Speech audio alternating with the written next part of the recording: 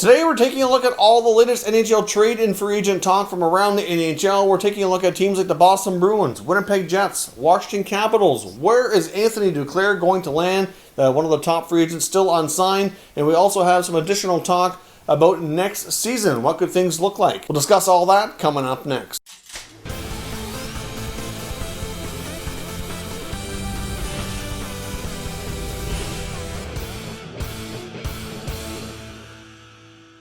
So welcome back to another video here at Top Shelf Hockey. Now, as I mentioned, we have some more additional trade and free agent talk and rumors from around the NHL that I wanted to take a look at here this evening. There's certainly still lots of talk about what we could see. I guess the trade markets kind of got clogged up here. We had a good flurry of activity for a few weeks, and then things kind of stalled. There's still lots of rumors and teams talking out there. Things have just proven to be a bit difficult, and we still have some substantial names out there in the free agent market. There's not a ton of them like there was, and teams are still kind of finalizing their RFA business as well. So I think until we see a little bit more of that taken care of, we probably won't see much in the way of trades, at least for a little bit.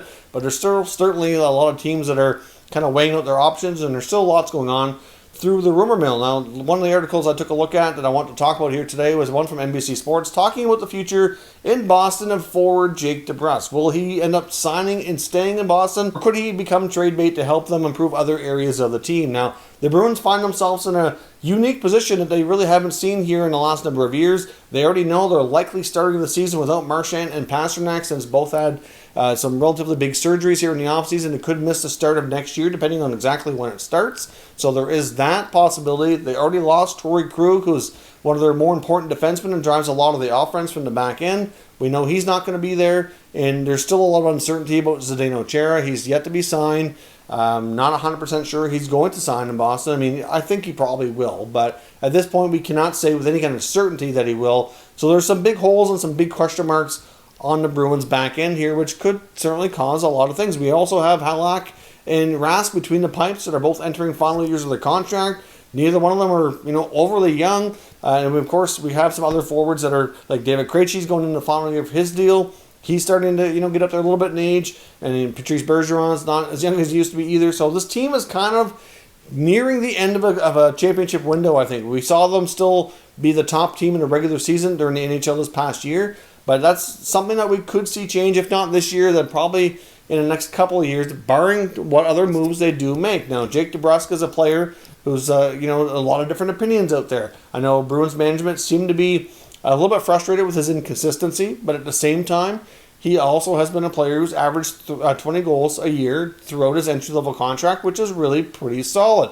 If they sign him, you're probably looking at a bridge deal, which is what most players are getting right now. Not too many long-term deals because of the flat cap. You're probably looking at 1 to 2 years, maybe 3 at most, but most likely 1 or 2, around the $4.5 million range would be my best estimate on where his contract would end up. Now, of course, he would still be an RFA at the end of the contract. He would be an RFA with arbitration rights, and then he could reevaluate things at that point in time. But with the uncertainty over their top-end talent, with the perfection line that they call it, between Bergeron, Pastrnak, and Marchand, could have 2/3 of it not present when the season starts, and they could have some big holes in their blue line.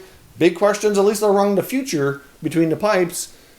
Maybe DeBrusk, who likely would be their best trade bait chip, maybe he does get moved to try to find other areas of the team to improve. I think he would have pretty good value. I know there was teams that were having a lot of talks about him back earlier into the offseason, including the Oilers. I'm not sure if they'd still be interested. At this point, they would have a tough time to make that work. That's the problem, though, is a lot of teams, even though they're interested in making moves, are just having a hard time because of the flat cap. There's just not a lot of wiggle room. And like I said, until more of this business gets settled between the restricted free agents and the few RFAs and UFAs that are left, there's just a lot of a bit of a clog, I guess we'll say, in the trade market. So we'll see. There's still a lot of uncertainty if DeBrusk could be traded. If you're a Bruins fan especially, I'd like to know what your thoughts on the situation here is. I mean, would you trade Jake DeBrusk and try to find, package him with either some prospects to maybe grab another potentially more prolific forward? Do you patch up the blue line and try to replace what you lost in Torrey Krug? I mean, Krug and Chara are very different defensemen, but they offensively speaking, he drove a lot of it from the back end. And if they don't have those puck movers back there, then they could not be. It certainly could have an impact for sure. Now, of course, you still got McAvoy back there. you still get Brandon Carlo. You still have Matt Grzelcyk. Now, we'll see if he can step up and earn that new contract he got. It's just a lot of uncertainty in Boston, and there's really no clear-cut answer right now on the future of Jake DeBrusk. So let me know what your thoughts are. Do you think they should trade him and fill some holes, or do you sign him to a bridge deal and keep him in the fold? Now, when it comes to the Winnipeg Jets, they're apparently still shopping players like Jack Roslovic and Sami Niku. Of course, again, like many of these teams that we're talking about, there's, like I said, it's hard to make trades right now, but they're two players that are not going to be overly costly. It's just a matter of what the return pieces are going to be. There's a lot of uncertainty in Winnipeg about the long-term future of Patrick Laine, which we've talked about before. Things have been quiet on that front here as of late. There's still believed to be some, talks going on, I guess, behind the scenes here, but there just hasn't been a whole lot of information become public here in the last little while on that situation. But they're both players, I think, in Niku and Roslovic, who would want a fresh start, get a better opportunity somewhere else, and they could certainly use some much more added depth here on the blue line. The blue line is getting better with what they've done, but there's still a ways to go to make it better again, and they could even use some of the additional depth at the forward position. Maybe they could bring back somebody a little bit more established. I would think, though, with Niku being a defenseman himself, that more than likely they'd be looking for blue line help with either of those players going out the door. But they are players that are being actively talked about through here the NHL trade market. Just a matter of Winnipeg finding the right deal with teams that will use their services. I don't really have links to them, ongoing talks with other teams right now, but they're certainly out there for sure on the trade market. Now, the Washington Capitals are another team that would like to move a player, and that would be Nick Jensen, 30-year-old right-shot defenseman. Still has 3 years left on a pretty affordable $2.5 million contract per season.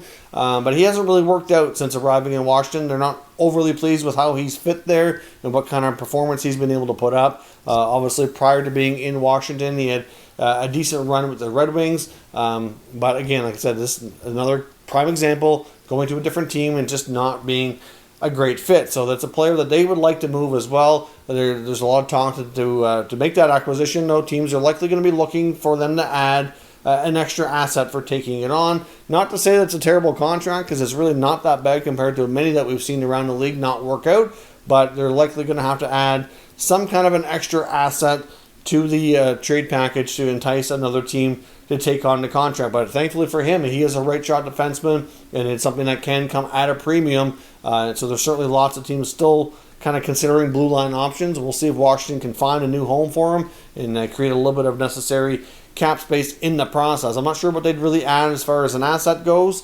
I mean, they do have a few prospects that we just talked about recently here in a video, like Hendrix Lapierre, who just signed, but I'm sure he would not be something that they would want to include. They could also include, a mid-round pick or something like that as well. It doesn't have to be a player. So we'll see if the Capitals can find a home for Jensen and kind of rejig things here to create some cap space. Now, the latest update on unsigned forward Anthony Duclair. We've heard from the NHL insiders that he's apparently looking for about $4 to $5 million.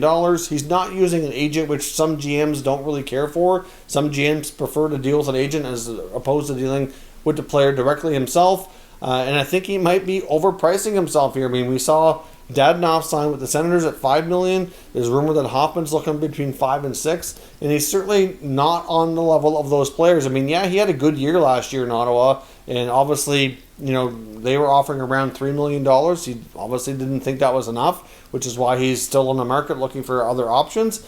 But for a player who, hit over 20 goals, but had a long stretch of time with no goals. Like, he's very inconsistent. He scored a lot of those goals in the first half of the year and really went cold. And yes, he had a bit of a breakout year, but he also showed that he's not really able to do that on a consistent basis yet. I really don't think he has any kind of leverage to get $4 or $5 million, especially given the market the way it is with the flat cap. That's likely what's holding things up here from getting him signed. Many feel he might end up with a team like the Red Wings, who could use another younger player who's somewhat bounced back and wants to continue doing so to kind of revitalize his career. Could be a good spot for him. A team on a rebuild who can give him a similar opportunity that he had in Ottawa before. Not going to get $4 or $5 million. He might get maybe closer to 3, which was he was offered before. So we'll see. But apparently that's what's holding things up on Duclair. He's just looking for way too much money, and until he brings that price tag down, it's likely not going to happen. He's not going to get a contract. And there's other players out there in the market too. You could probably throw, from what we're hearing, Andreas Athanasiou into that category. And I wonder about Alex Galchenyuk as well. He's another player unsigned. I can't help but wonder what kind of price tag he's trying to place on himself too. Now, one of the things we did learn about as well through the TSN Insider Trading is the start of next season, how it could look. There is still talk that a Canadian division could be something that's a possibility, that we could see regional hubs, not so much a bubble per se, not the same bubble concept we had before, but we could have a Canadian hub as well as, maybe multiple U.S. hubs. And basically how it would work is teams would kind of be in for a few weeks and out to their families, and they would kind of rotate all the teams through to get the games played. But a couple of things that are certainly at the forefront here of causing some, not really issues, but something they have to consider and be really cognizant of, and obviously working with their TV partners. One of the big ones is the Summer Olympics. The Summer Olympics are supposed to be held in Tokyo, and are supposed to start late July. So as we know, NBC Sports holds the rights for that in the U.S. They're not going to want hockey going on at the same time, obviously. They can't have that. They'd have to have the season wrapped up sooner. Now, we've heard from Gary Bettman before that the season could start as late as January, even push it out a little further to February, and they would still do their best to try to come close to an 82-game season. But the later they start, it's certainly not going to be a possibility. And even though that we have said that they could push things later into the year, pushing them beyond that into July, it just doesn't seem all that possible. I would say late June, early July is probably the latest we're going to see the playoffs push, depending on how things go. But there's still a lot of uncertainty. The NHLPA Executive Committee met for the first time here in the last few days as well, which is the rep from all 31 NHL teams. They have lots of questions. They have not met with the NHL side of things yet. So we're still really at a spot where the NHL, I think, is brainstorming lots of ideas. We've heard some information leaked out of things they're thinking of or considering, but we're nowhere near having real solid conversations in place where both sides can start negotiating and agreeing on everything. And there's just lots of things that are unsettled right now. And the other big part of this that is going to be difficult is if they start the season with these regional hubs, and then things, let's say a vaccine comes along and things start getting healthier and the caseloads go down, and we can slowly start going back to normal throughout the season. They can't change formats and go back to the old format, because obviously they're going to want to get fans in buildings as soon as possible. There's just a lot of complicated scenarios. So we're really nowhere close at this point to having a finalized agreement to how things are going to work. But lots of ideas being brainstormed, and now that the PA Executive Committee is met, next stages will be for each team to have their own meeting, so all players across the league can ask questions, get information, and then we'll go from there. So we'll see a lot more talks here in the coming days and weeks ahead as they try to get all this figured out. So let me know your thoughts on everything we discussed here today, and we'll discuss further down in the comments. If you're new to the channel, consider subscribing and turning on your notifications so you don't miss any future content. And give this video a thumbs up if you enjoyed it. I'd appreciate it if you did. As always, thank you for watching, and I'll catch you next time.